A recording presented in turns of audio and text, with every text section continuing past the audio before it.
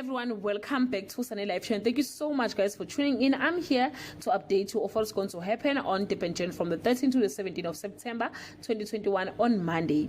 Zandile continued to warm herself into Precious' picture perfect life. Ngcobo and Zondo continue on their hunt to prove Ngcobo's innocence. MacGyver and 007 receive unexpected guest on Tuesday. MacGyver is in a dark place and Precious can't seem to wake up from the nightmare that is Zandile. Wosibosiso Sangoma clear the dark clouds away on Wednesday. Precious learns she is fighting a losing battle as Zandile continues to be 50 steps ahead.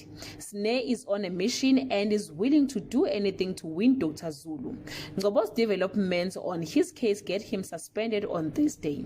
The intern get more than they began for. Precious gets a lead from Ndlovu while Indilani takes Snare up on her offer to babysit Luandle on Friday. Zandile is scared because she suspects that Precious is hiding something. Ngcobo shoots at everyone who called him a murderer.